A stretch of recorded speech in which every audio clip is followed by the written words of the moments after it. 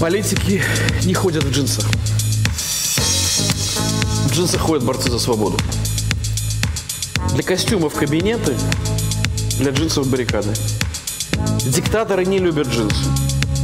Они любят темные костюмы или военные френчи. Я не люблю костюмы. Поэтому мое место оказалось на улице, на баррикадах.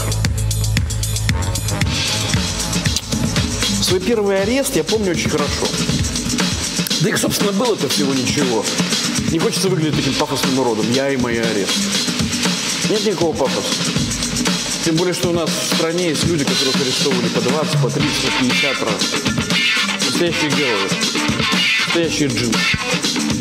Вот Алексей. Капитан второго ранга. Депутат, коммунист в прошлом. Теперь правозащитник. В прошлом коммунист, теперь правозащитник. Всегда проблема, как объяснить, что такое настоящий правозащитник. Те, кто хоть раз его видел, или сидел с ним, или арестовывал, или сидел с ним в одной камере, хорошо понимают, что значит настоящий правозащитник. Вот вы знаете, например, как раньше давали еду заключенным в приемники распределителя, куда свозят политических после акта. Не знаете? Сначала тебе давали вот такую ложку. Знаете, почему такую? Потому что по версии тюремного начальства вот этим можно кого-нибудь убить. Как будто нельзя шваркнуть его оппонента об бетонную стену, а нужно после ужина припрятать ложку и всю ночь точить ее над головой спящего сокамерника. Так вот, сначала тебе выдавалась вот такая ложка, а потом ты должен был подойти к надзирателю и поклониться ему земным поклоном, забирая у него из-под ног миску с супом. Надзиратель при этом чувствовал себя богом. Так продолжалось бы до сих пор, если бы на свете не было одного конкретного капитана второго ранга в отставке. Если бы не он, до сих пор вместо бога в тюремных стенах пытались бы занять вертухая. Да. Так я про первый арест. Это случилось 10 декабря 1998 года. День защиты прав человека. На площади в центре города возник пикет из нескольких смельчаков, которые держали в руках лозунги, требующие соблюдения прав человека в стране. Люди сплошь уважаемые. Андрей, бывший заместитель министра иностранных дел. Несколько ученых, цвет педагогики. Так продолжалось минут 15. Потом пришла подмога. На площадь вышло несколько человек, отнести которых к сословию политиков вряд ли возможно. Все они были длинноволосы, одеты в джинсы и косые кожаные куртки.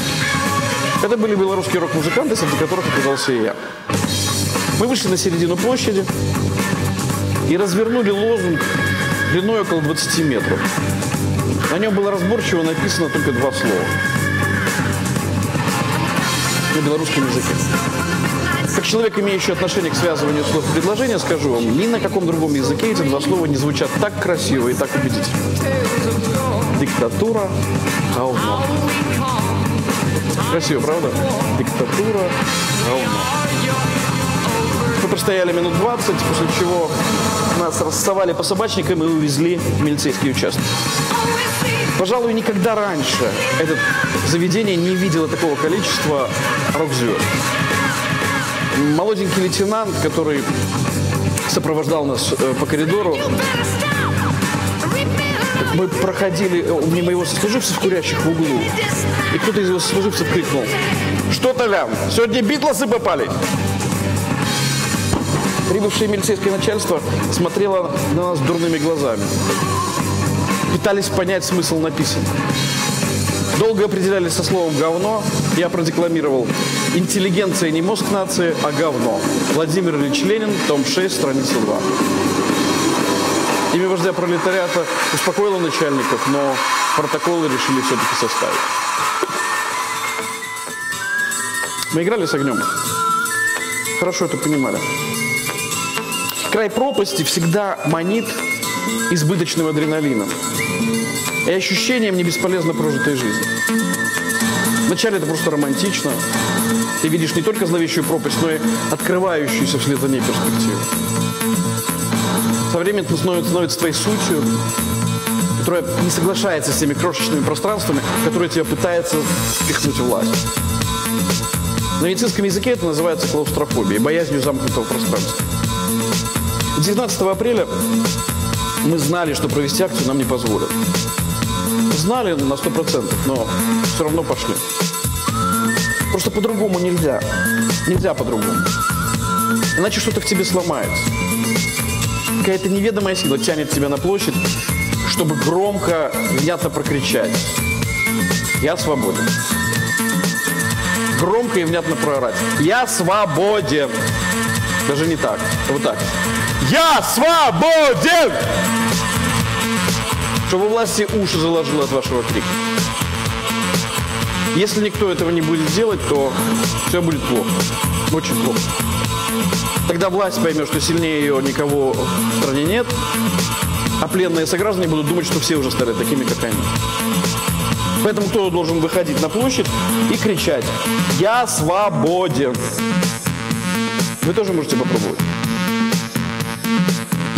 Сразу почувствуете, что стало легче. Можно хором. Хором легче. 1, 2, 3. I am free!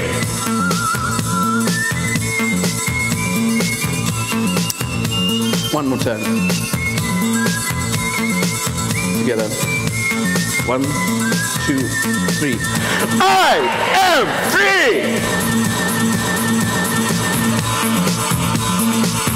If it's Amsterdam, yeah?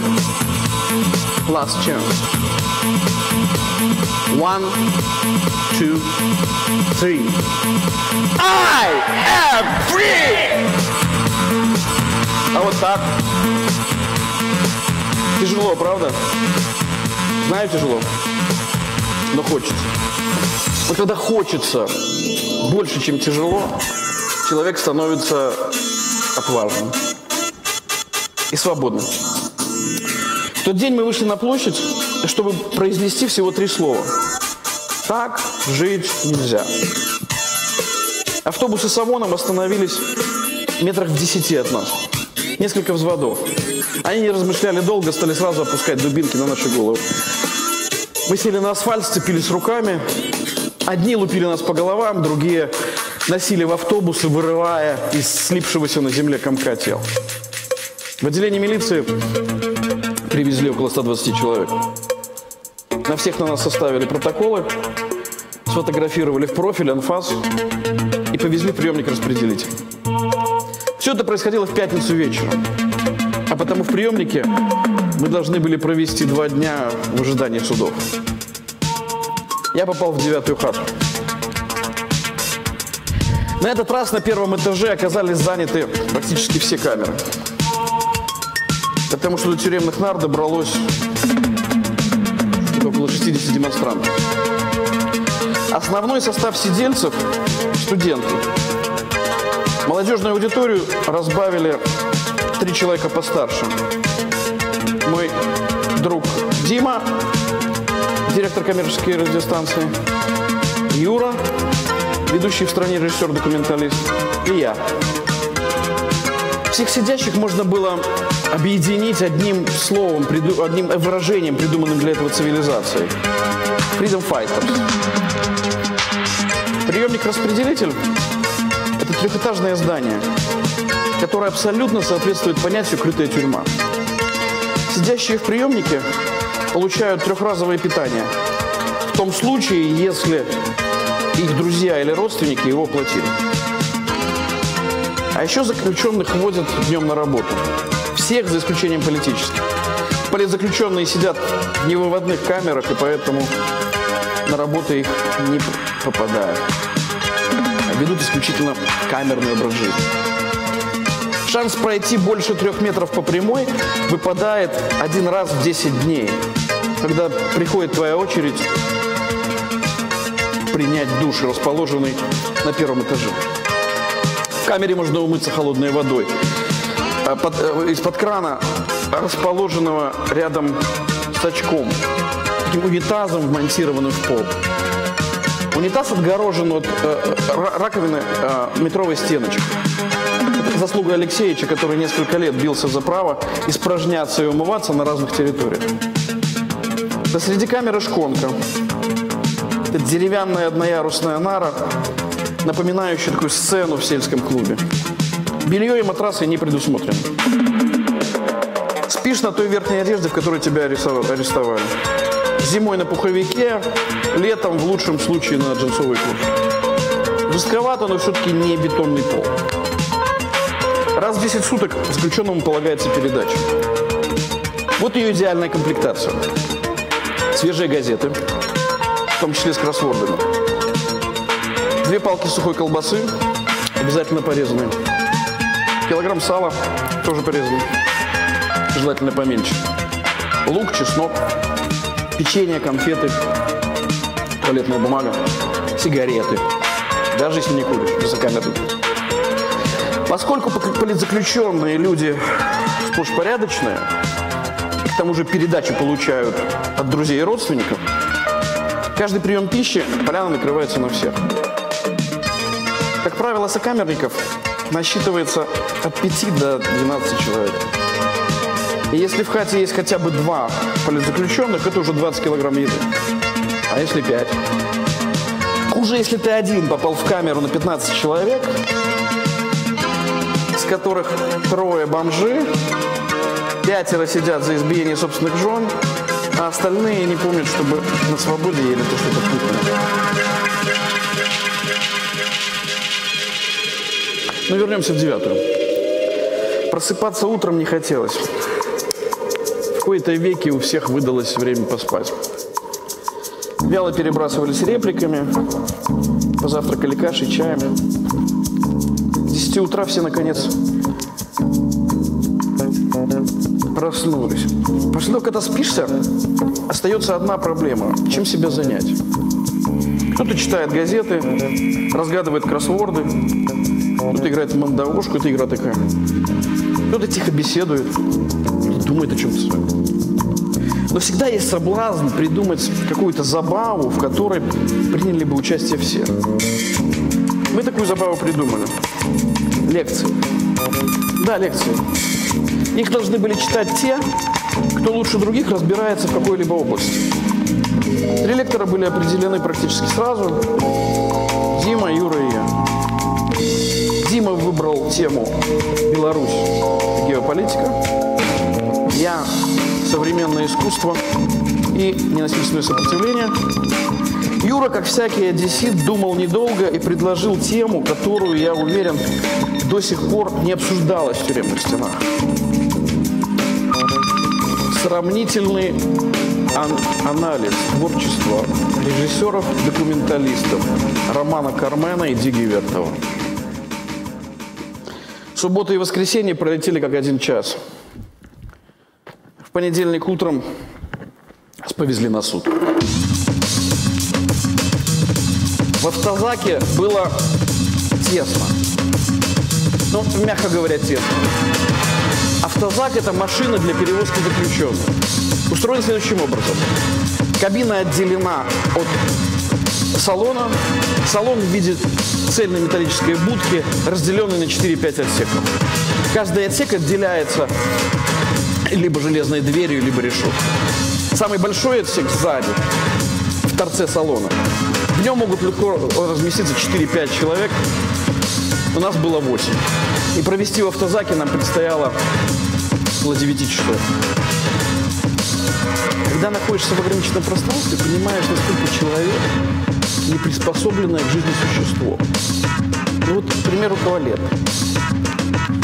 На первый клич начальнику караула об отправлении естественных надобностей мы получили отрицательный ответ. Второй призыв выглядел скорее ультиматумом с нашей стороны. Тебе что, проблемы нужны? Ответом было молчание. Начальник караула не понимал, что вокруг автозака уже крутилось около 10 журналистов различных телеканалов. И любая наша акция сопротивления могла тут же оказаться на одном из них. Мы начали раскачивать автозак. А через 10 секунд нас начали по одному водить в туалет.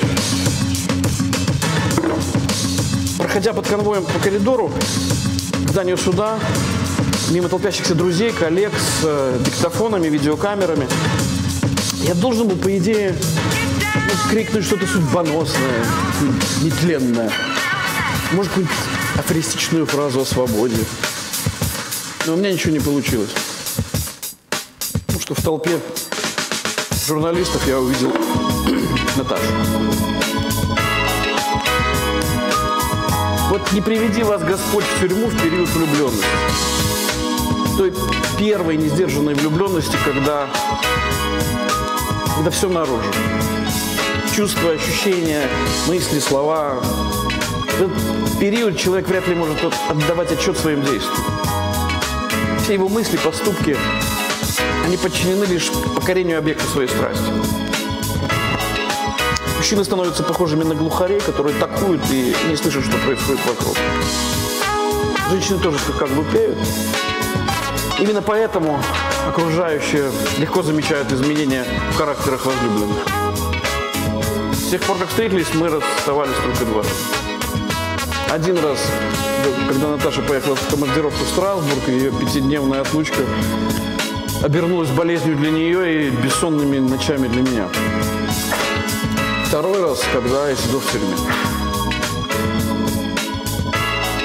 Больше мы не разлучались. Но мне повезло. По-настоящему повезло. Очень мало на свете женщин, которые понимают своих мужчин. Понимают по-настоящему, без корысти, лести, а просто потому, что ты их мужчина. Но мужчин, которых понимают своих женщин, на свете еще нет. Меня судили последним. Я уже знал, что Дима лег на пол в коридоре здания суда, протестуя против того, что ему отказали во встрече с адвокатом. 100-килограммовому богатырю удалось отвоевать один день у суда, чтобы провести его дома в компании семьи, а на следующий день уже предстать перед судом в компании адвоката. У меня подобный трюк не прошел. На требование отпустить меня для поиска адвоката судья отрезал: поищешь адвоката в тюрьме. У меня не оставалось выбора. Я надвинул кепку, застегнул куртку и лег на пол прямо в зале суда. Судья вытаращил глаза и перегнулся через стол, чтобы навсегда запечатлеть эту картину. После паузы он произнес в сторону конвойного: уберите его отсюда. Конвойный склонился надо мной и мягко, так по-дружески произнес: пошли, а? Я посмотрел в его глаза и также тихо ответил: я требую предоставить мне адвоката. Конвойный посмотрел на судью. Судья был близок к истерике. Конвойный еще раз посмотрел на меня. Ну пошли. Я понял, что должен идти до конца. Я начал скандировать: я требую предоставить мне адвоката. Я требую предоставить мне адвоката. Я требую предоставить. Вот с этими словами на устах меня и принесли в автозак двое конвойных. А ночью я катался по городу. Не могу сказать, что поездка была приятной. Темный автозак, нелепые разговоры конвойных и бесконечно долгий маршрут. ИВС, изолятор внутреннего содержания. Здесь часто держат политических до суда по уголовным статьям. Молодарка, следственный изолятор МВД. Американка, следственный изолятор КГБ. На рассвете маршрут закончился. Приемники распределителя на улице Окрестина. У меня было ощущение, что я попал домой. Бедняга Боря Окрестин, 20-летний летчик, герой Второй мировой войны. Он и не предполагал, что у белорусов его имя будет ассоциироваться лишь с политзаключенными, содержащимися в тюрьме на улице его имени. Утром меня снова повезли в суд. Конечно, я знал, что получу. Но я не мог предвидеть, что мне представится возможность ощутить что-то новое, чего я еще никогда не испытывал. И первое из новых ощущений мне подарил стакан. Не тот граненый стакан, из которого мы в детстве пили газировку или квас. Стакан – это камера приблизительно 80 на 80 сантиметров и 2 метра в высоту. Именно в стакан меня посадили до начала судебного заседания. Конвойный ввел меня в комнату. Я увидел перед собой ряд металлических дверей, напоминающих крупногабаритные сейфы в банковском депозитарии. Передо мной отворилась одна из них, и я шагнул внутрь. Дверь захлопнулась у меня за спиной. Прямо перед собой я увидел стену мышиного цвета и большую бетонную приступку. Сразу захотелось выйти. Машинально я обернулся к двери, и на меня смотрела циничная красная надпись: «Не курить, не сорить». Я понял, что быстро из этой норы я не выберусь. В такие камеры сажают, чтобы объяснить: протестуя, никогда не ложись на пол в зале судебных заседаний. Достав из потайного кармана лист бумаги, а из носка шариковую ручку, я начал писать письмо Наташе. Я писал ей о своей любви, о том, что ждет нас впереди. Спустя 10 минут строчки поплыли, рука задрожала. И я почувствовал, что больше всего на свете я хочу отсюда выйти, выпрыгнуть, выползти, выбежать. Я больше не мог думать о письме. Я стал искать выход. Стал панически искать выход. И не находил его. Зарождающаяся где-то внутри сознания истерика подсказывала какие-то безумные пути. Я встал на бетонную приступку и решил броситься головой вниз. Ударившись о железную дверь, конвой открыл бы ее, меня бы выволокли оттуда. Прибежал бы врач, бинт, перевязка. Время бы удалось потянуть, а там, глядишь, меня бы уже и не посадили в стакан, оставили в коридоре рядом с Наташей. Нет, если сюда побежит врач, ее сердце разорвется от ужаса за меня. Я попытался успокоиться, но это оказалось еще сложнее, чем мне думать о желтой обезьяне. Знаете, когда психолог говорит: думайте о чем хотите, только не о желтой обезьяне. И ты начинаешь думать только о ней, о сраной желтой обезьяне. В минуты просветления сознания я решил, что единственным спасением может стать медитация. Я встал посреди 80-сантиметрового квадрата, закрыл глаза и начал медитировать.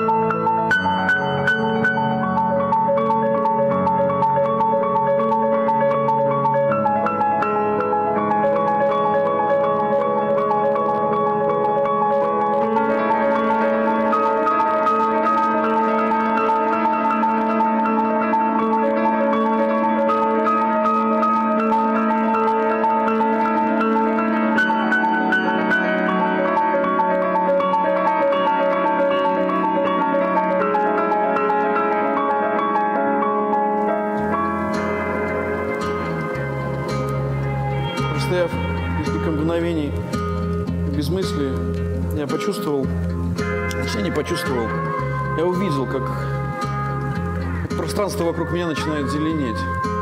Да, зеленеть. Как зеленеет листва ранней весной, с каждым днем все больше наполняясь цветом.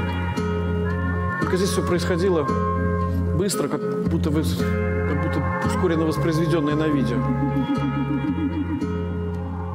А еще через мгновение я увидел, что стою на бескрайнем зеленом лугу. Абсолютно зеленом. Практически без растущих на нем цветов.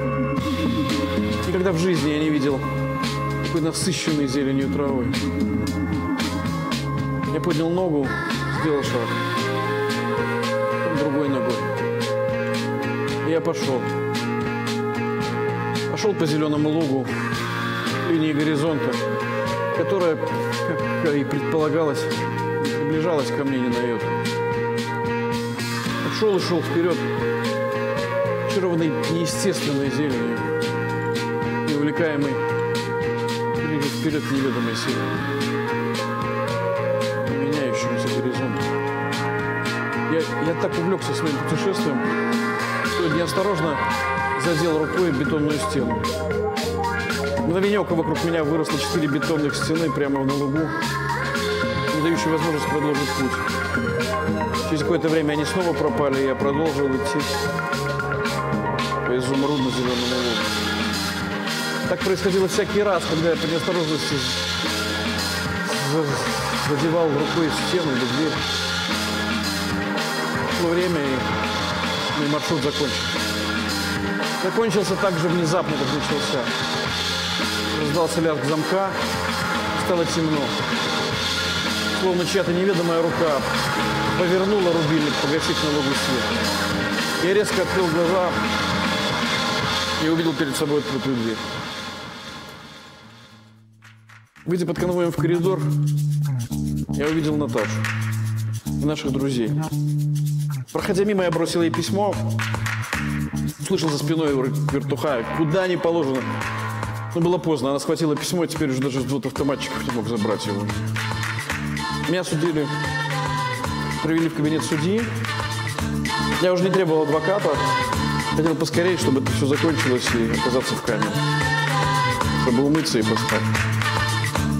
Заседание было коротким, а результат предсказуемым. Автозак встретил хорошей новостью. В нем сидел Дима. А это значит, что появилась вероятность нашей отсидки в одной камере. Сидеть с Димой в камере – это как даже не знаю, с чем сравнить. Это как в танке прятаться от обстрела снежками.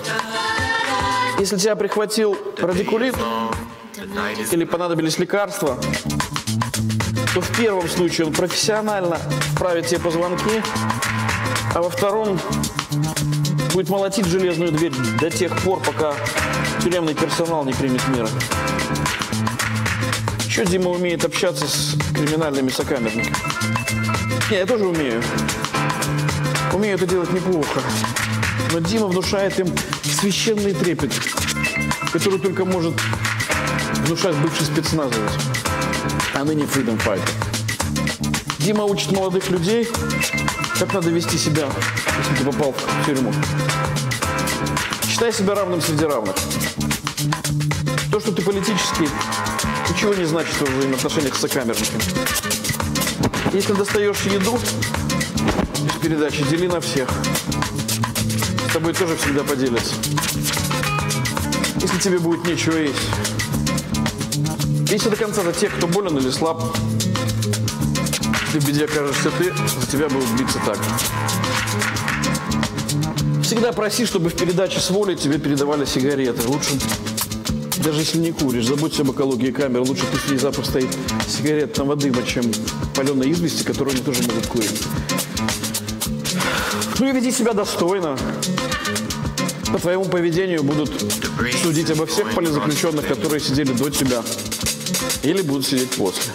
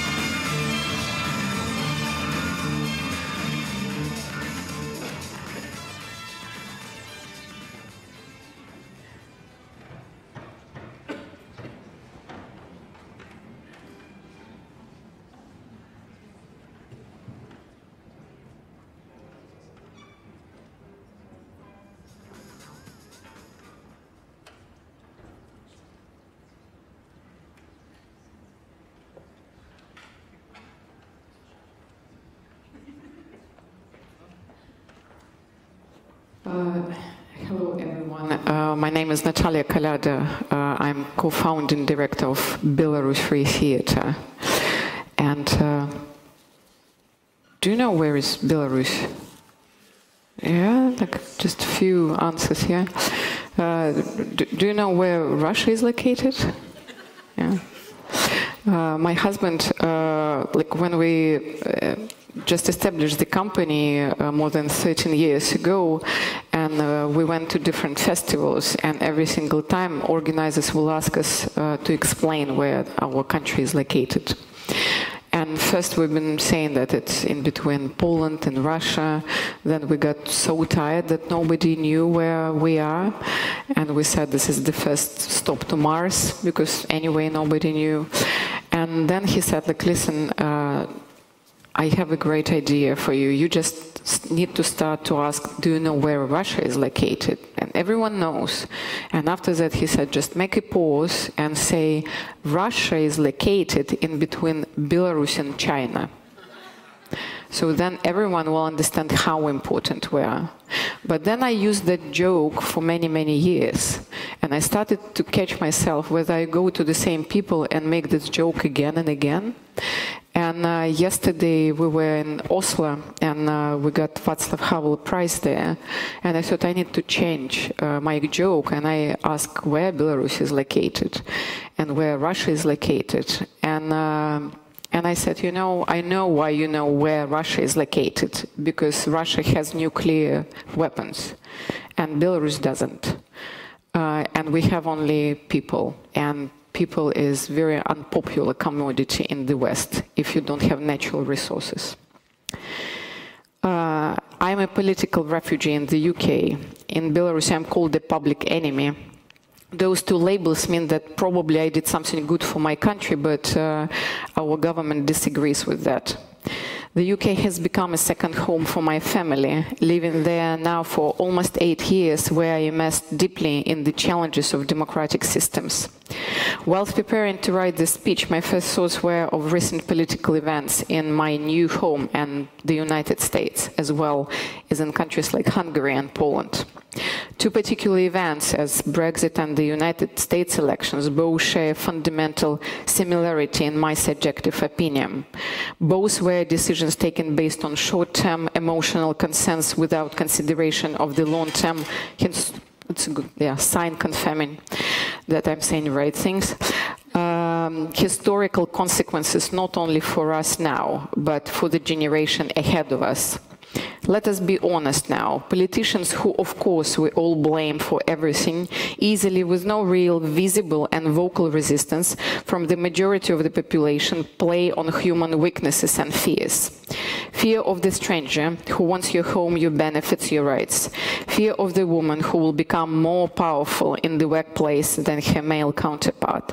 Fear of native people to whom a land belongs. Fear of people who don't think or look like us.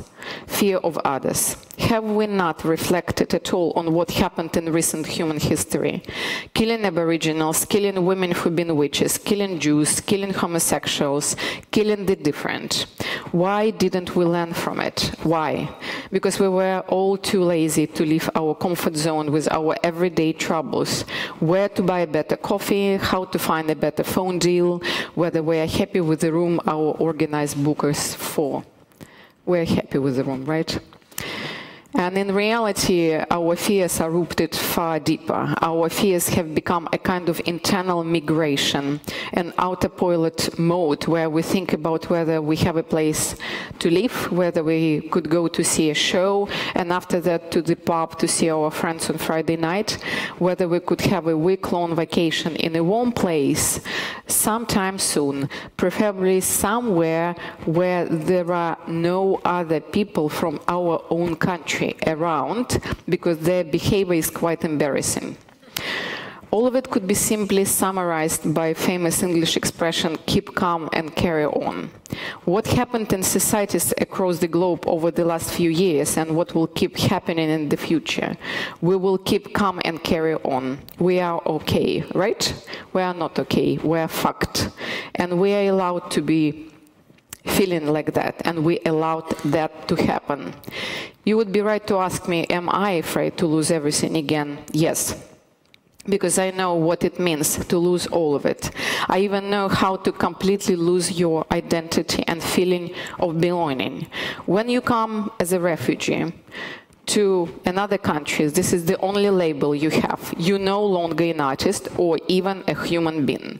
Whilst you are waiting for your papers to be approved, you don't have a right to be engaged in your profession.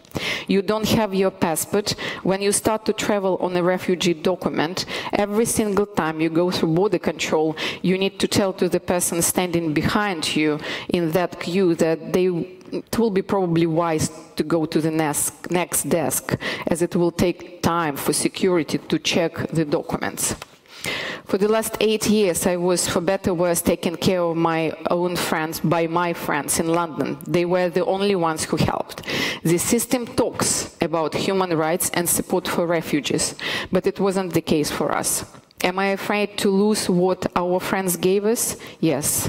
I wake up every morning thinking my home in Belarus is lost, and I now live in the house of our friend. How much longer will he be able to offer this kindness to us? Belarus Free Theatre has survived for the past 13 years, but what might happen if we don't manage to secure its future funding in this political climate? Under dictatorship, you lose your life. Under democracy, you lose your funding. In both cases, free expression is suppressed, and in both cases, you vanish. I don't have the right to vote. I don't have a voice, but of course I keep protecting my small, warm and cozy territory, as every human being does. By only protecting ourselves from our daily fortunes and misfortunes, and staying in our warm comfort zones, we have created the conditions of one of the most dangerous political and geopolitical situations since World War I. Fear has led us to intellectual laziness. Ask any psychologist and he will tell you that when a person is ill for a long time, it's very difficult to start the process of recovery. Why? Because everyone takes care of that person and gives them more attention. It is exactly why we are where we are now. We treated policymakers like ill children who we thought had the right to continue to pretend that they were ill. And we kept pretending that in the end, the disease will be gone, but it's not. And what is worse is that the disease is contagious. Dictatorship is contagious. Democratic leaders saw that dictators do what they want and stay in power for more than 20, 30 or 40 years. And they became some of the wealthiest people in the world. Here are some quotes from some of those dictators and their associates, the ones from whom democratic leaders learn. German order attained its peak under Adolf Hitler. Germany rose thanks to the strong force, thanks to the fact that the whole nation united around its leader. The head of the state is the president. His influence, his leading role is the main thing. The history of Germany teaches us this. I'm sure you loved it. Painful, isn't it? Who said that? It was Alexander Lukashenko, better known as the last dictator of Europe, so-called president of Belarus, speaking to the German newspaper Handelsblatt. Putin is not ashamed to praise Joseph Goebbels, the minister of propaganda in Nazi Germany. He called Goebbels a talented man who knew that the more incredible the lies, the quicker people believe them. He said that, knowing that 1 in every 3 people was killed in the Soviet Union during World War II. That's 24 million people. And finally, cyber attacks from Russia are now so commonplace that Germany must learn to cope with them as part of our daily life. Angela Merkel said a year ago, after Europe's leading economy suffered its largest ever online assault. Here is my point. If the head of the state of the most stable democracy in Europe is ready to learn how to live with those who are eager to destroy all democratic values and bring the world into geopolitical chaos, then we as artists cannot ignore this reality. They have an agenda, we don't. The role of the arts is to illuminate, enlighten, and educate society, so it's time to do that job, and not to listen to anyone who tells you it's not your business. It's not your business, artist, to tackle politicians. Just fuck them all who tell you that.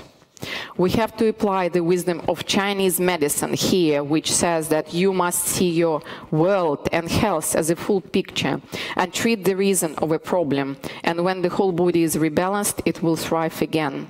We, as theater makers, are part of a vibrant global performing arts industry. And let's be clear, that is a real industry that brings money into economies of major democracies. With that power and position comes a clear duty and responsibility to our audience. Offering the safe choice is not our job. Our job is to talk to our audiences and to give them a chance to talk with us. We need to remember the Greeks, the forefathers of theater. This was their legacy, but somehow it's been forgotten along the way. Why are we afraid of putting more real stories of real people on stage? Real life doesn't allow us to ignore politics. Politics is real life. Everything turns on politics: where we sleep, what we eat, what we learn, what news we read, what we put on stage. It seems like the right time to quote the late John Berger, who said that the opposite of love is not to hate, but to separate.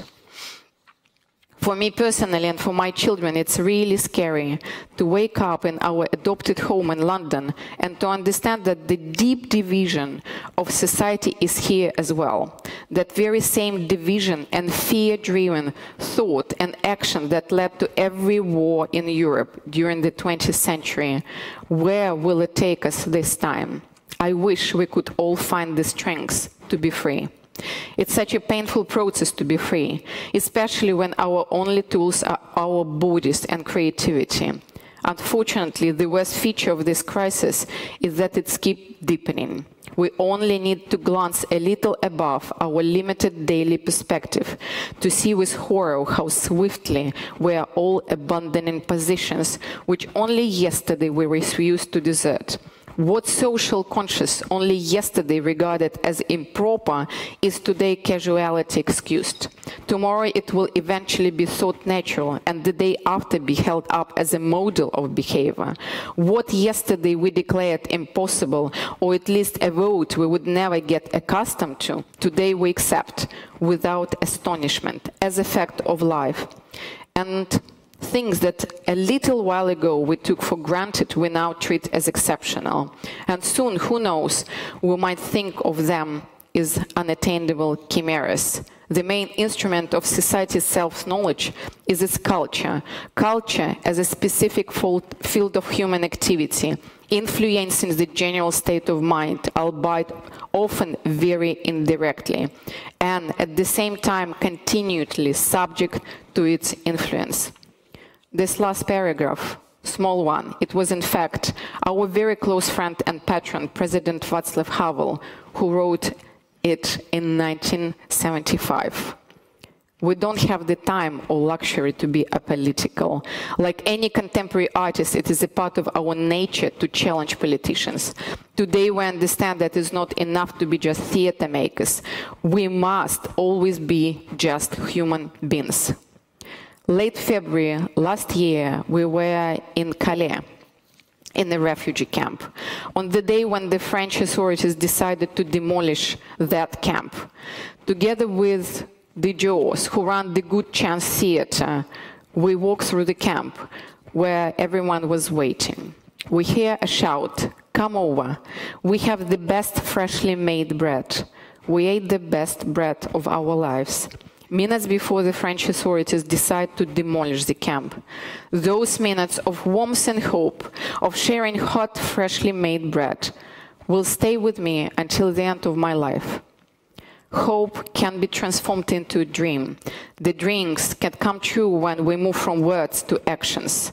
The main challenge we have as artists and human beings is how to convert those moments of pain into hope.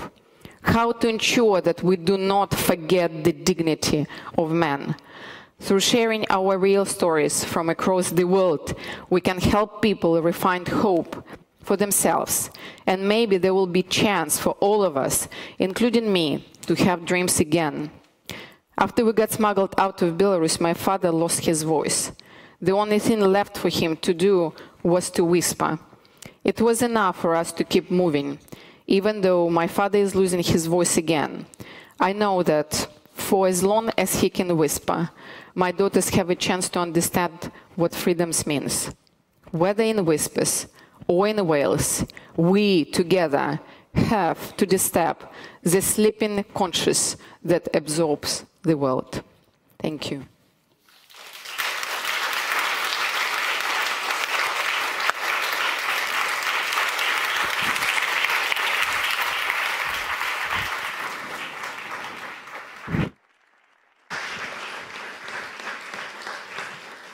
Okay, thank you, Natalia. Can you come back, please? Welcome.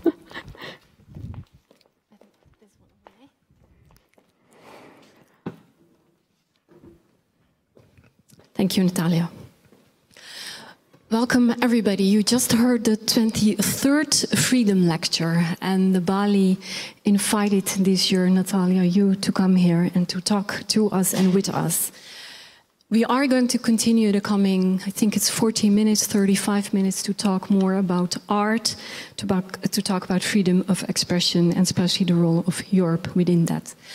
And for that, I also would like to invite our other guest, and that is Marton Gulyás. He's a Hungarian political activist and director. Where are you? Welcome. And just so that you know, welcome. For all of you to know, oh, that's okay. Marton, I understood that according to the Hungarian government, you are a national security risk. National security threat, actually. And are we now in danger as well? I guess you are considered to as a national security threat. Yep. So yes, you are under. Wait. I can solve it. Sorry. You can solve it. Somebody's coming. Natalia, to start with you, we started this evening by a piece from the Belarus Free Theatre. We saw your husband. And he shared a bit how it was for him to be in prison, to be arrested, and to look at you. I'm curious, how was it for you, the man that you just started to love, to see being arrested? I think it's that yesterday, like I will not start from my husband's story, but I will start from another story.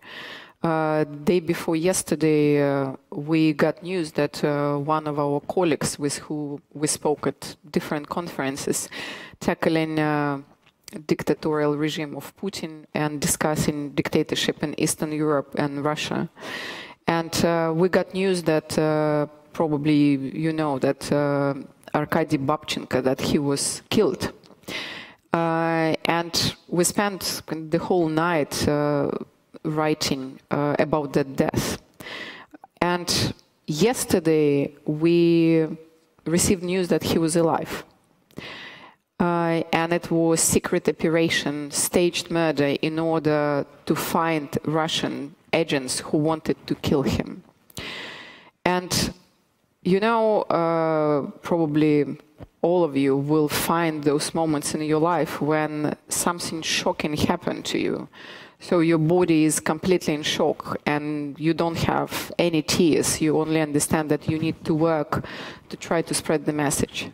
And then when we got news that he is alive, I was crying for, I don't know, half an hour minimum, because I was in completely... That shock went out of me. But then when people started to come and give hugs and say, but it's amazing, great news, he is alive, I started to recall our friends who were kidnapped and killed in Belarus. And they are not alive. They are kidnapped. And they will never be back. And it's incredible how our memories, how our body react to it, how deep we go into those memories, and from happiness to tragedy, and how to find a hope in your friend's death. This is the main question that I got yesterday for myself, and I understood that we choose life, dictators choose death. And we're ready to be killed any place in the world. But even when we're dead, we will be stronger. So I think even if we talked about my husband and that experience, even if I knew that he could be arrested, tortured, be killed, I knew that anyway he will be stronger. Lucky I am, he is here. I can imagine that knowing that what you stand for could mean that you yourself are in danger. But by speaking up, by doing what you do, the people that you love are in danger as well. Isn't there a moment that you think, like, how far can I go? Especially now you have kids. That probably is that main question that you always have in your head, because in our particular situation with our family, when we started to campaign at very high political level, meeting with Hillary Clinton, with William Hague, asking for targeted sanctions against Lukashenko in Belarus, straight away there were raids to apartments of my parents and apartment of my husband's parents. And in case of Nicolai and my father-in-law, after KGB raid, he had a heart attack and he passed away in a day. But before dying, I think he saved us psychologically. He gave us a call and he said, you know, I am Marine. I protected my family and I protected our house. And don't worry about me. You need to finish what you started. And I think this is the only thing that can keep us going, knowing how terrible the feeling of guilt is, understanding that it's us who did it. But we have the most incredible parents who said, you have to finish what you started. Marton, what is it that makes you a security risk, or how did you call it? I think it's important at the beginning to make some distinctions, because I was just listening to you and to your horrific experiences. And it's very important that the situation of mine and the lack of democracy in Hungary is not even near to comparable to the situation in Belarus. I was never tortured by any state official in my entire activist career or whatsoever. I never experienced any such a horror that you or your beloved ones, and there is a great chance and fair chance that I will not be tortured anytime. So Hungary is not a dictatorship, it's not a totalitarian state. And I'm not saying this to defend Mr. Orban's regime, I'm just saying this to be prepared that yes, worse time could come, and maybe it could be worse, but right now it is not a totalitarian dictatorship. It's an autocratic, anti-democratic regime, which, and that's the unfortunate part of the entire story, is running its, it's using its power with relatively large support of the people of Hungary. And that's the saddest part of this entire experience of mine. And when the vice president of the governing party labeled me as a national security threat, I took it as a joke, because in my country there are no such consequences of such expression as you experienced in Belarus. So after such a declaration of this guy, everyone labeled him as a stupid moron. Nobody took his expressions, seriously. I got interviewed by many journalists, so it was a kind of, hype around this expression. And they did it just to aim and just to have this kind of results, because they tried to, get away and distract the people from their other, corrupt scandals, their failures with their government, and so on. So they are using this kind of a tactic that they are, bombing someone with some bad rhetoric, with toxic rhetoric, and then, all the media people, all the opposition politicians, all the activists are just running after that, expression, and no one's dealing with, the real failures of democracy, the real failures of healthcare, the real failures of education, and so on. And I was frustrated about this phenomenon because I knew that, yes, I was used as a puppet in such a cheap theater, which is not even theater. It is not worth to label as a theater event. And I knew that on one hand, I had to say that, yes, it's unacceptable, and it is not a way how a politician, an elected politician, should treat an opposition activist. But on the other hand, I knew that it was a game. It was a game created by them just to distract the public from the real issues. For example, from the issues which I was working on, because back at that time I was working to unite all the opposition parties to create a comprehensive electoral reform, to have a fair and proportionate electoral system. And of course, it was against the will of the government, because that would, damage their possibilities to gather most of the seats in the parliament and get the more mandates. And that's why they initiated this kind of very stupid and very stupid game, rhetoric game against me. And, so I guess these kind of experiences are just not comparable, because I'm fighting for justice, fighting for equality, and fighting for a just society in a safety environment. So my personal, physical, existence is not under any threat by the government. And even further, they are extremely careful to not cause me any harm, because then they would know that, yes, it will be a clear evidence of the oppressive nature of the regime, which exists, but under the surface. So no violent attacks should occur, because then this entire oppressive nature will be revealed by the public.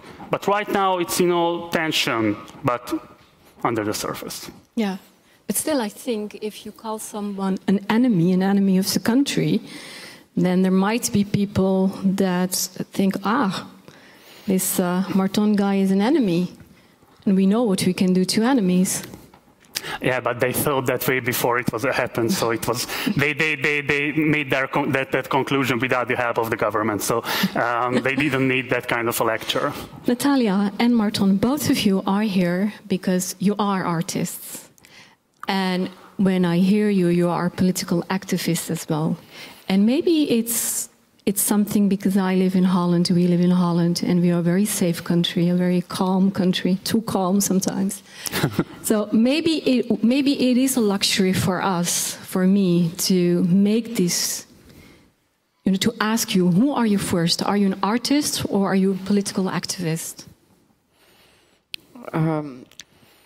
I think I'm just a human, and it doesn't matter what I do. I have those elements that when I'm doing art and when I'm doing politics, but this is just my life. So I think it's not possible completely separate that. When I'm producing a theater, I'm a theater director. When I'm campaigning, I'm a campaigner. But in reality, I think this is exactly what we need to keep thinking and doing, that we are human beings, and it will help us then to understand what to achieve and change. I think it's a toxic and dangerous separation, which is a necessity within such a capitalist society we are living right now.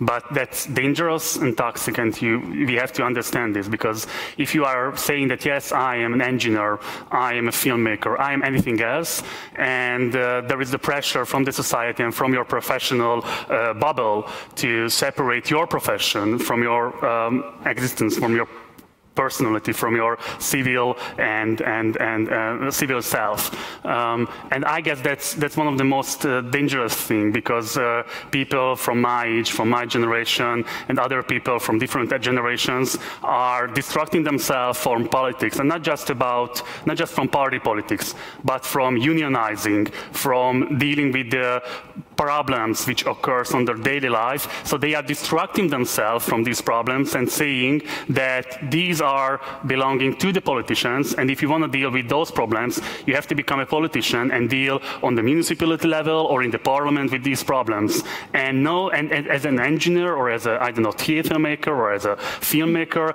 I have to focus on my projects, I have to focus on my things. And I guess this is a very, very dangerous and toxic separation, and we should cancel them. And we should think about ourselves as individuals and as groups and as a society as non-separated individuals, and those whose political ideas and professional ideas are the same. So there is no difference. When I am working on a theater piece or I am dreaming about realizing a movie, it's not different for me than when I am planning a demonstration or I'm planning a group session or building a campaign for any political reason. Because I'm using theatrical tools, I'm using films, I'm using the same agenda especially. And that's the single thing, I guess, which distracts most of the people, especially in my country, from being engaged with politics. And yeah, so that's a very dangerous phenomenon, and we should get rid of it. You agree? Yeah, this is exactly what I said, that we need to be just humans and forget. Yeah. But then the question you talked about, you said you use, as an artist, different tools. Yeah. But you very clearly have a message as well. Yeah. So if you look at the tools and the message, what comes first? Or again, is that a very luxurious position I have to talking about, okay, which tools do you use? We use bodies. We exist underground in Belarus, and we don't have a wonderful venue with light and projection. We have one bulb, so changes of our light is either light is on or light is off. So it's not very much sophisticated. And do you know if the public is coming? Hmm? And do you know on forehand if the public is going to come? Oh, we know the public is coming. Like we have a waiting list to get to our underground shows, and we say that our audience is the most bravest audience in the world, because in order to come to our show, you need to find the phone number of our administrator and to give her a phone call, leave your name, she will tell you a meeting point where to come, she will tell you to bring your passport with you, because when you are detained or arrested, it will be less time for police to identify you. And then from a meeting point, you are taken to a place where we perform. And the main thing for us is to have actors. Actors, these are those people who will share that message with audience, but we don't, again, we insist that we don't separate audience and theater makers, because the main for us is to have this communication. When we have festival directors who are coming from Europe and they say, oh, we spent like millions to engage with young audience, and what do you do that you have such a young audience? and we don't have millions. We are about to close down our company because it's on the edge of disappearance. Because again, coming to a previous question about your human rights or a campaigner, this is exactly where we can't tick a box of any trust and foundation. You go to cultural foundation, they tell you, oh, you're too political. You go to political foundation and human rights, they're saying, oh, you're dealing with culture.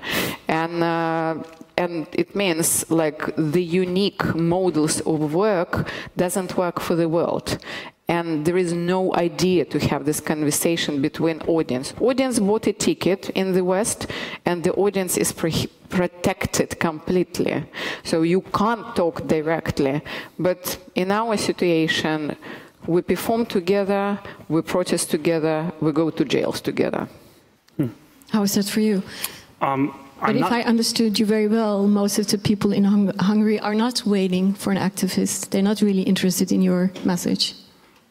Some of them are interested, so I would not blame Hungarians and I would not blame for those either who casted their vote in the government, because there are some real arguments behind, so there are real arguments as motivations, but I would not like to go into that, but maybe later. So I'm not working by message. My real aim is not to deliver a message. I have an intention to engage people as much as I can into a common activity, because my desire is that maybe during this process, which we are doing together, something will happen.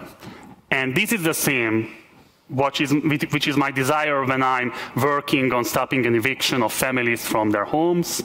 This is the same intention which drives me when I'm working on a theater piece to realize, and this is the same intention drives me when I'm working together with my fellow activists in order to create a comprehensive electoral reform. And that's very important, because I don't consider myself as an educator. I don't like that kind of a concept.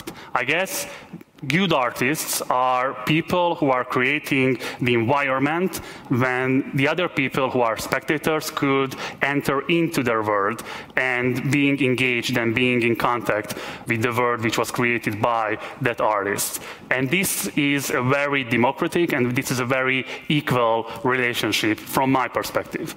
And I like those art pieces which is not trying to deliver a message to me, but creating a situation which is with its unique tools, with its unique forms, to create commonly an experience which, could raise my attention, could raise my awareness of something which I was not familiar with before or prior. Natalia, you don't live in your country anymore, and you just said in your lecture you are a refugee. Your family together, you are refugees. How did that change your art? How did it change the way you work? I am a refugee in the UK, but we exist online with our company underground like 24/7. So we continue to work with all our actors, getting on Skype and rehearsing our shows from any part of the world. Doesn't matter whether we are in London or not. And also we have a school of artivism and citizen journalism, where we share our experience. We share our experience, and I think it's exactly that idea not to teach. Whenever we go, we say we will not teach. We could only share our experience. And this is how we continue to work. How it changed? It changed my understanding. It didn't change our art, but it changed my understanding of democracy. Living for 8 years in London. Before we were coming with our shows, when I was still in Belarus, to different parts of the world and perform. And when you come as a guest, so everyone loves you, everyone adores you, and then happily waving goodbye. And when you come and you say, I'm kind of here for good, guys. And this is the moment when everything starts to be changed. And we immerse ourselves into society. I mean, like, we love life, we love humans, and contemporary life is very interesting for us. And what is interesting that under dictatorship, everything is very straightforward. So this is a dictator, everything black and white, and there is no gray zone. And under democracy, everything is gray. So it's very heterogeneous. So it's not possible to understand exactly where that problem is. And even if you catch that, there are so many mechanisms to explain to you that it's not bad. It's done for protection of our people. And it's really incredible how that changed my mind. Do you have an example? We had a show, we did a prediction show on European refugee crisis, because we spent, my husband and me, we spent time in illegal refugee camps in Morocco. And it was very clear that refugee crisis will happen. But we did our show like 2 years before European refugee crisis happened. And we spoke about displacement from times of indigenous people and coming to refugee crisis as we thought will be. And one of those topics that we discovered that climate changes, they are interlinked with wars and dictatorship and with refugees. And we've been tackling issues of fracking and nuclear. And it was an incredible moment when it was a preview of our show. And some people who supported us, they came to see the show and our open rehearsal. And after that, they came to me and they said, "Are you sure that it will be part of on fracking and nuclear in your show?" I said, "Yes, of course." And they said, "Then you need to understand this is the last and this is the first and the last time when you got funding from us, because our trustee money are in fracking and nuclear power." And this is a democracy for me. When I'm shocked when people with money, like from selling weapons, dealing with fracking, supporting arts to clean their face. Yeah. You already talked about England, so in a way, I think you already answered my next question, but also a question for you, Marton. When we listen to you, we could say, okay, that's Belarus, it's far away, we don't even know for sure where it is. Russia was between China and Belarus, right? And Hungary the same, it's a beautiful country, but it's so far away and it's not really Europe. We pretend you are really Europe, but then we whisper among ourselves, they're not really Europe. So the question is, what happens in your countries? Our government does the same with you. I know. The question is, like, what happens in Hungary, what happens in Belarus? If it's a problem of Europe, should it be our problem?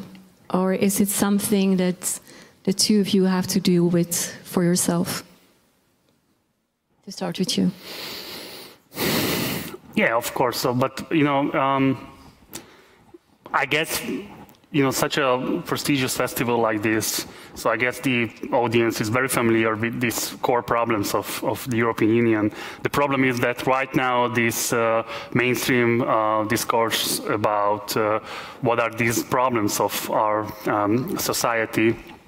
So there is no mainstream discourse about this. So we are always talking about refugee crisis, but neglecting, those kind of responsibilities which the European nations have in order to create these kind of crises, selling weapons to those dictators and dictatorships, and funding their regimes, and so on. So this entire thing, the climate change, which is an ultimate outcome of our capitalist system, and so on. So we don't have, right now the channels and the platforms to deal with the real issues and talk about these issues, but we are talking about fake news constantly, and not even considering these phenomena as fake news.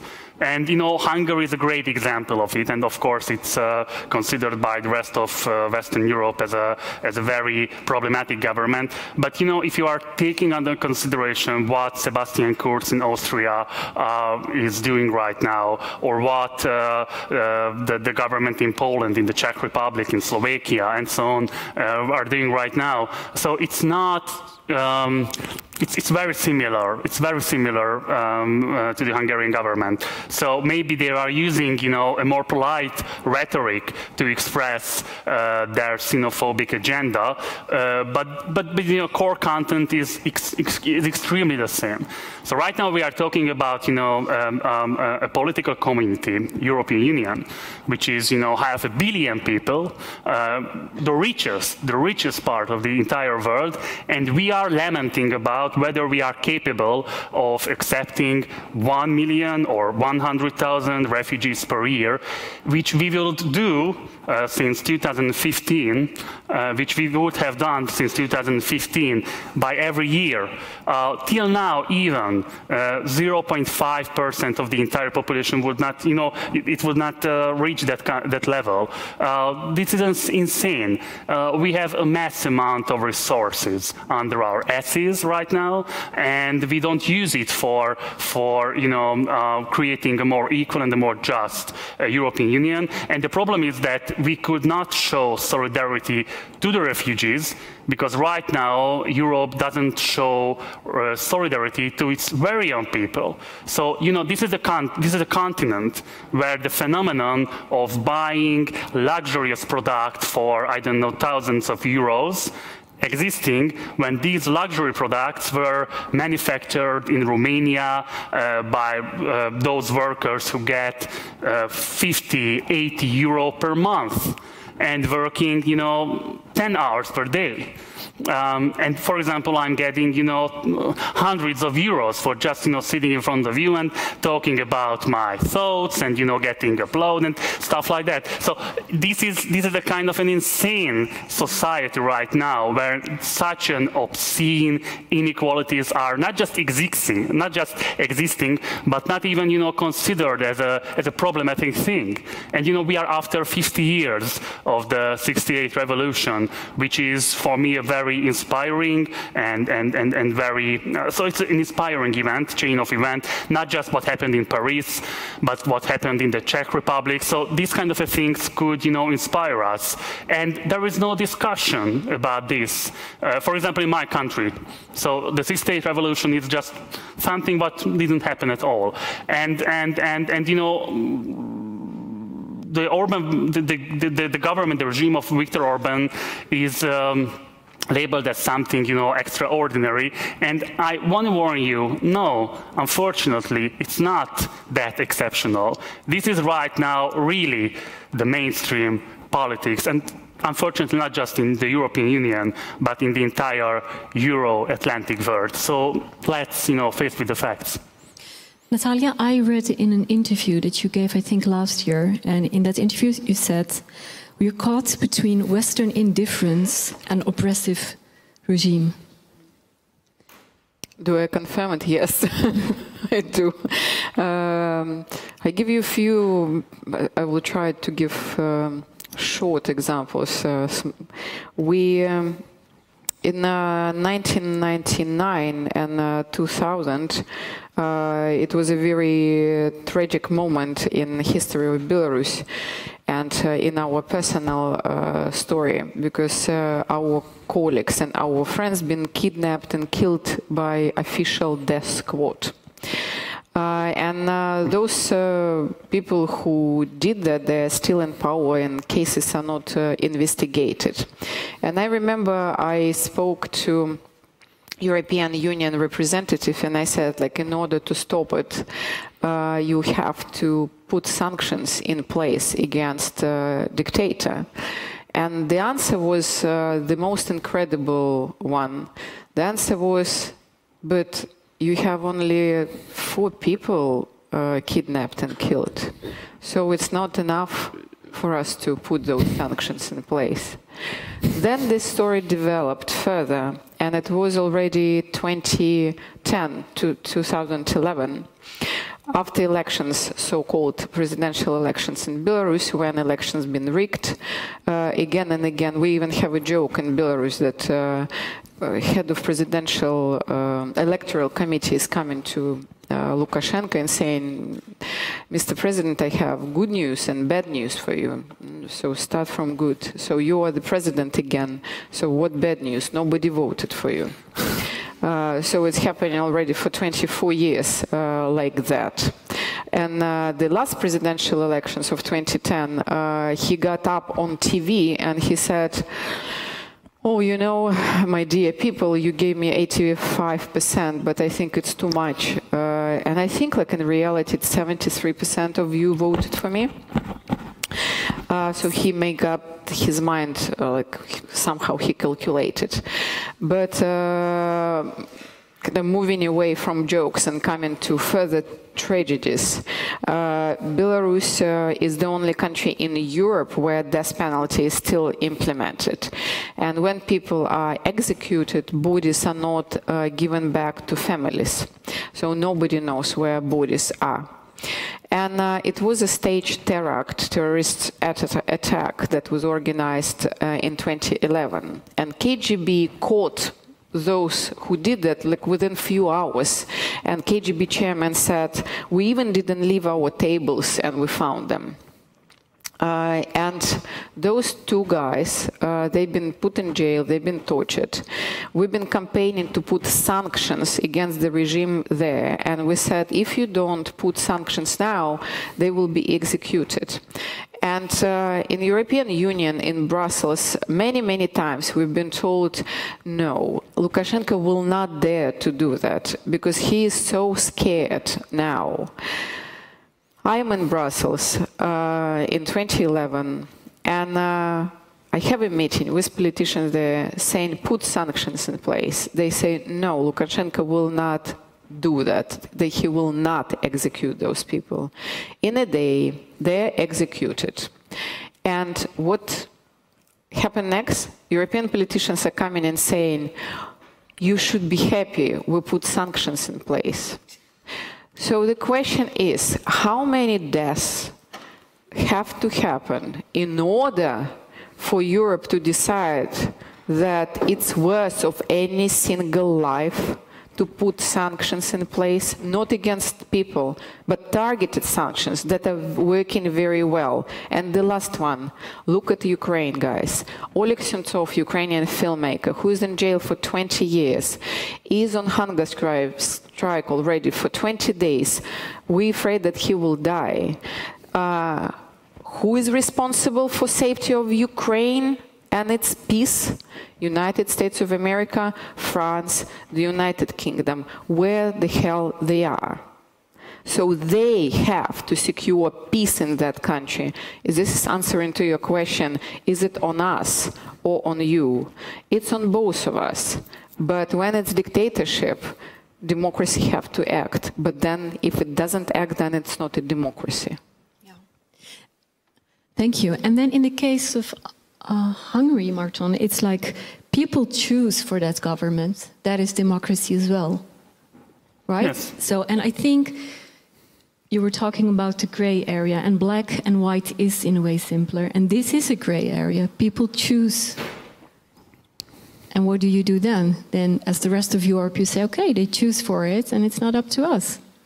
Okay. What would you advise? Three important aspects. The first one is that the government party got 49% of the votes, and with these, amount of the votes, they got 2/3 of the seats in the parliament, just because of these cheats of the system, of the electoral system.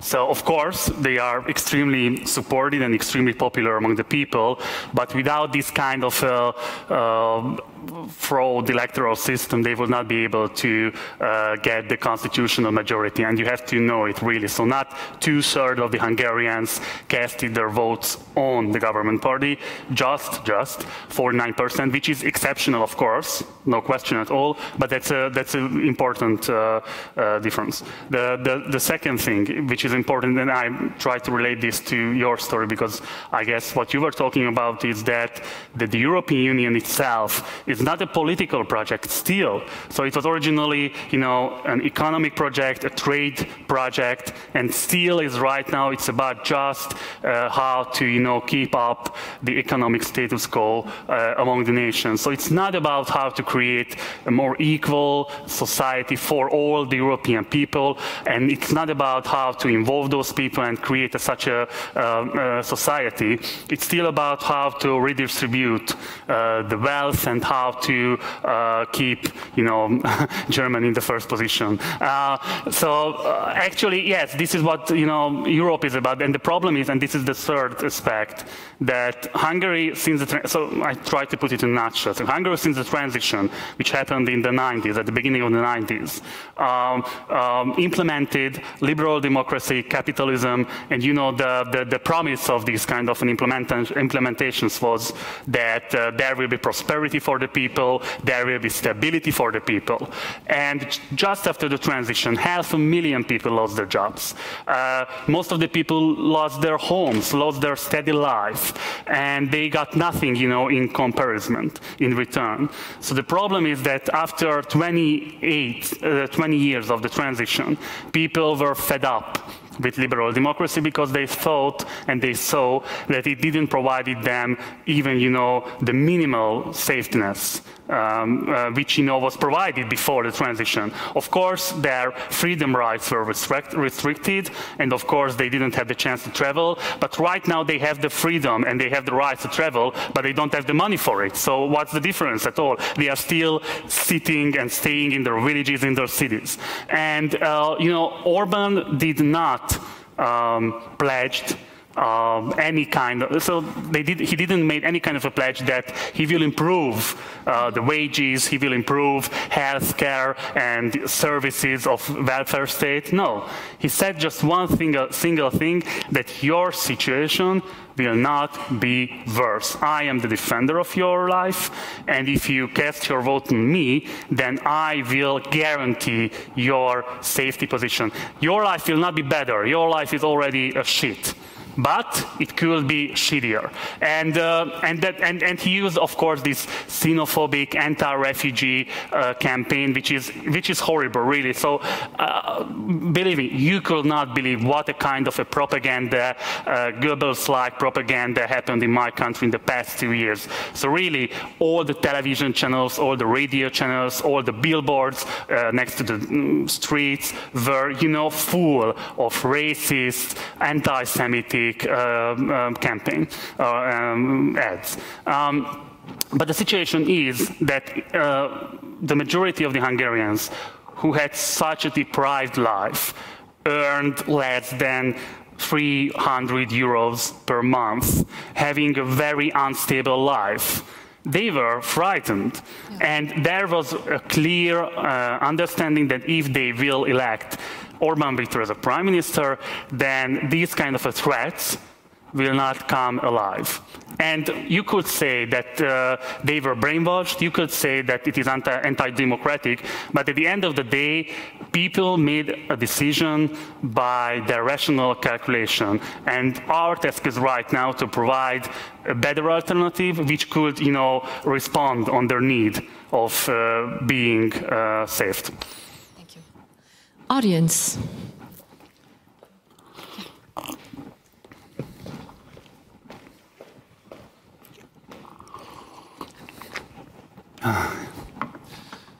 Good evening. I just would like to have some reactions to Mr. Gulyas's statement. Regarding the electoral system, you mentioned fraudulent system and cheats. I mean, this is the system we have in place in Hungary now. And for instance, if we were using only the first past the post system, just like the UK does, the governing coalition wouldn't have only the 67% of the parliamentary mandates, but 85% of those. We have a mixed system. That's how it is. You know, it has been also checked by the Venice Commission and several other commissions. That's not true. By our European partners. It is true, and you know that. So, so there was no. Sorry, are you a government official? No, I am the ambassador of Hungary here in the Netherlands. Thank you very much. So, So what is your question? Do you have a direct question? Of course, I do have towards you, actually, because I've been working here in the Netherlands for almost 6 years now, and I have never heard that Hungary doesn't belong in Europe, or we are not in Europe, as a matter of fact. So my question to you is where we are, where is Hungary, actually, if not in Europe, because I think we should keep the dialogue open, and these kind of arrogant statements don't help.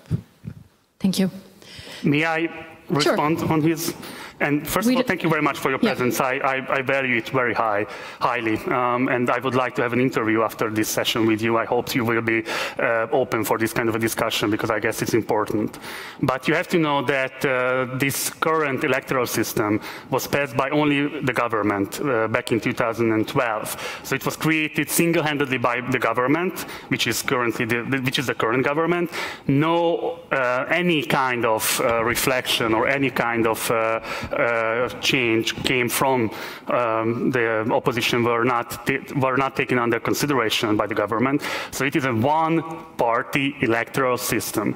Could you imagine in any other European member state, European Union member state, who could pass an electoral system, the fundamental, system of democracy, just by their own? If you can, please name that country to me, except Hungary. Thank you. Questions? Do I see hands, fingers? No one? Say your name and... My name is Robert Caesar, and I did Academy of Arts, but I'm also in politics, so I'm this weird mixture we've been talking about. So I represent all the individual members. That's like a European political party. And my question to you is, like, we at this weird position, and you say it's a gray area in a democracy where you are, as an artist, working in the gray, it's quite difficult. How can we as Western, and I'm very ashamed for your remark, actually, to being Dutch in that way, when you're saying that, because Hungary is the center of Europe, of course.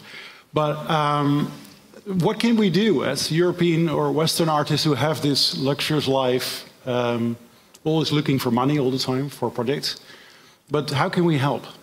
What should we do? What would be really of help for both your situations? We as artists, in this political, these weird people like we, being in politics and being artists at the same time. I think it's always about that partnership and conversation. That, for example, for many years, I was asking a representative, let's say, of a European Theatre Convention to come to Belarus and have convention meeting of the General Assembly underground in Belarus. So when it's possible to bring artists from the whole Europe and to show this is how it works.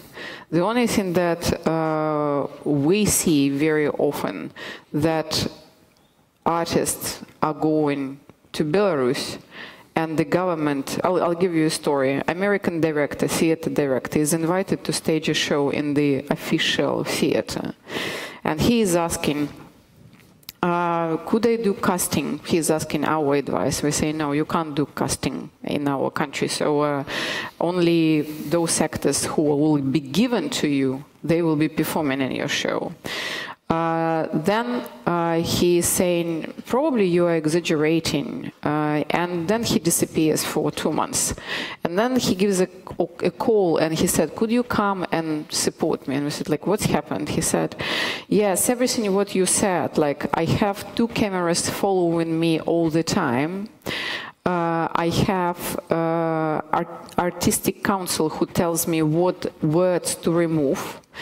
And it's going on TV that it's a huge breakthrough in cultural development between Belarus and the United States.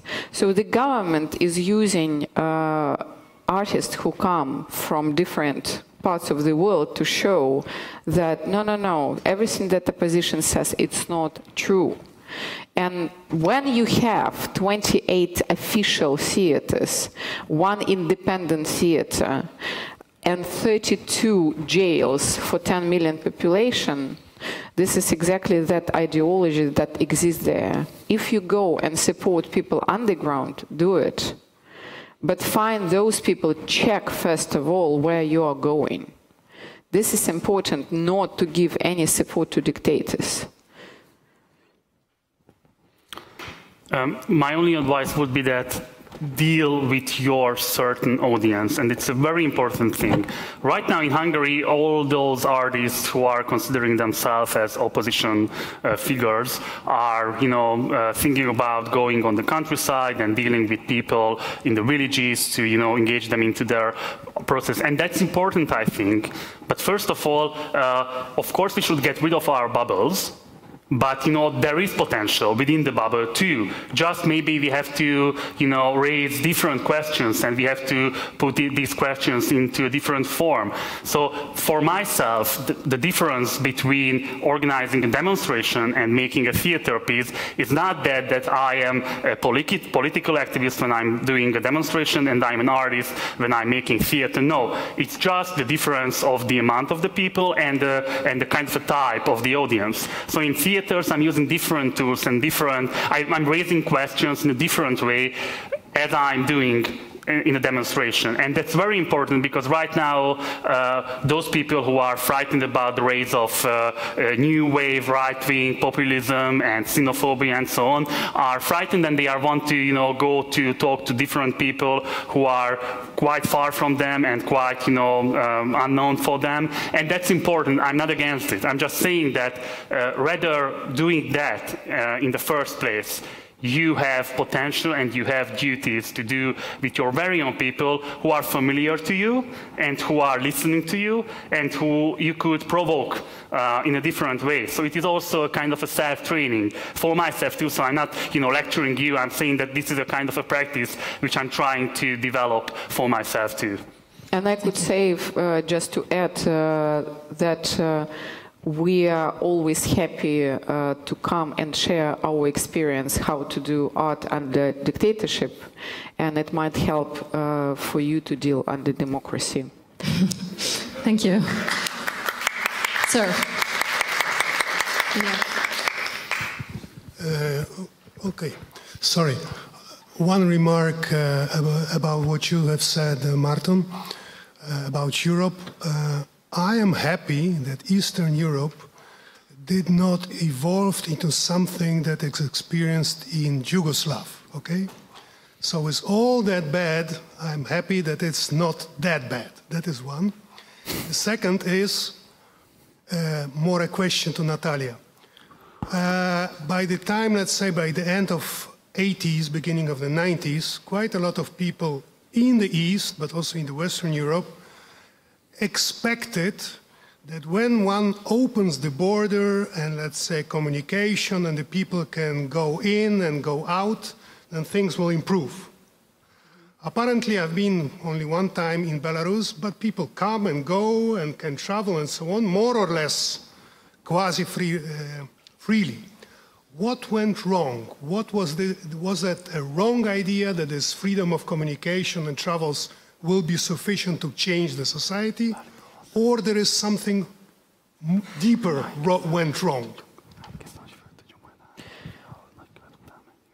Very easy. I mean, like Alexander Lukashenko, he was that first step to what is happening like in Hungary now, or what's happening in Poland now, or I mentioned that I think that dictatorship is contagious, and it's very perfect just to stay in power and use anti-corruption dogma and say that only ideology of the former Soviet Union kept us very safe. What is happening now, it's romanticism of nostalgia of the past.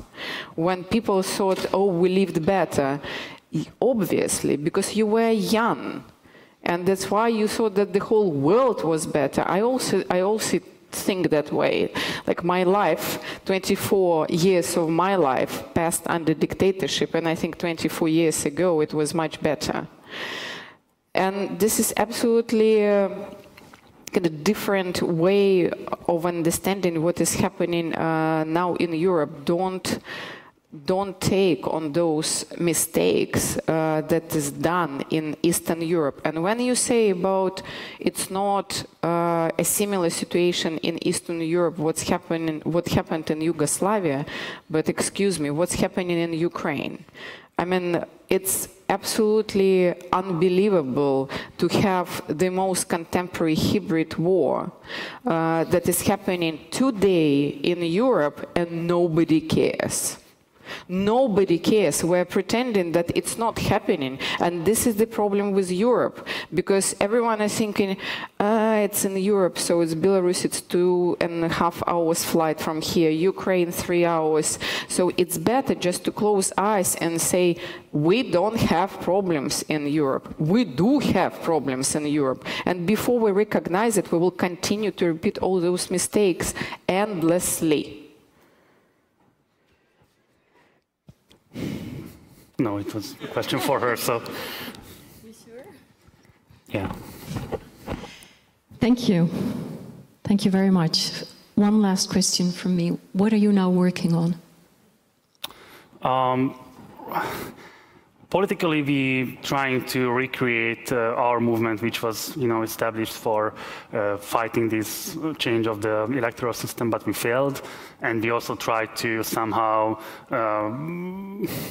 negotiate between the opposition parties to not go, separated against the government, but somehow unite their forces and have a better chances to prevent such a disastrous outcome as the 2/3 the constitutional majority. But we also failed. So right now we are trying to recreate ourselves from the ashes. So I want to, really.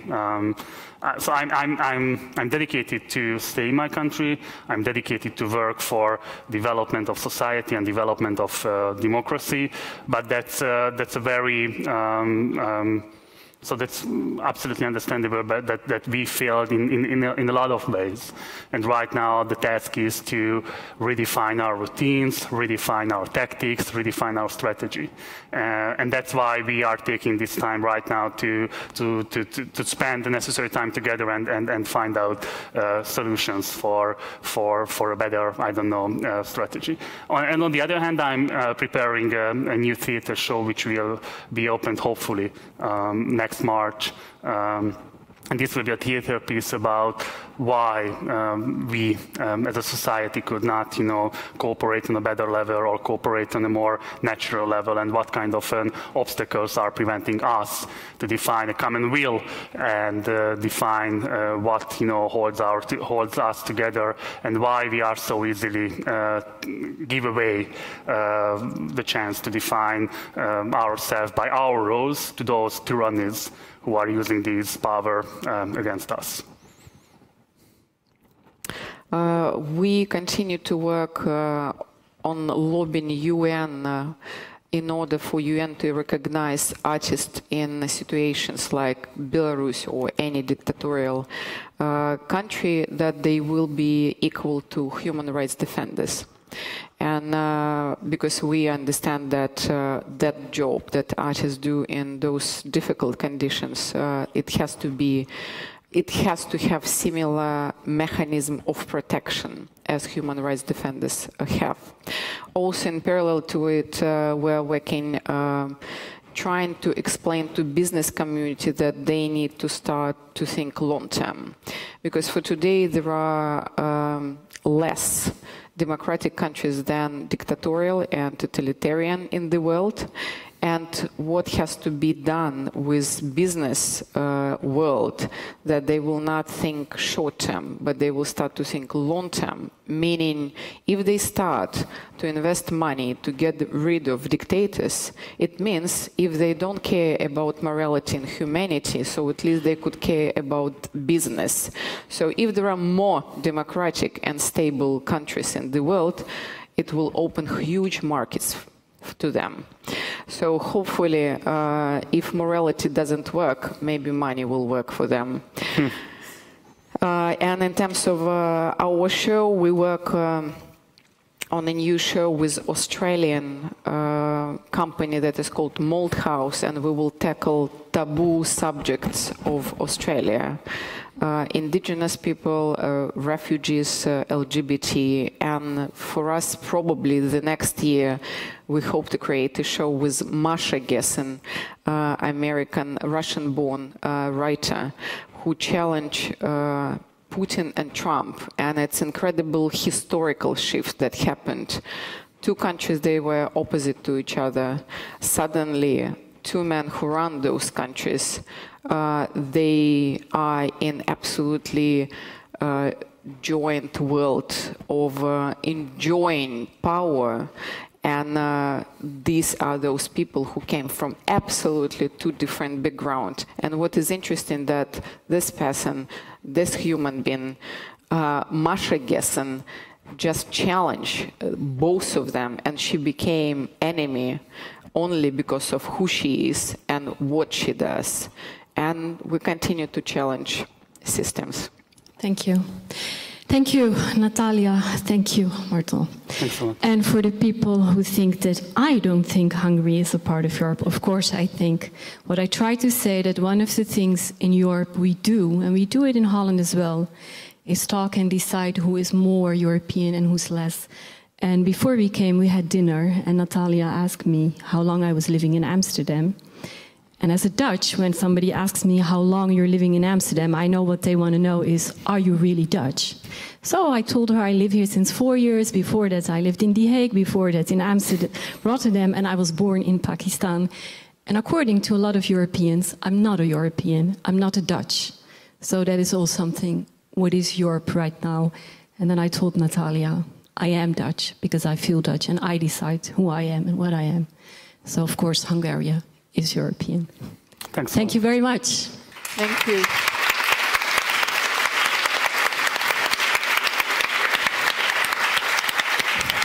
Thank you.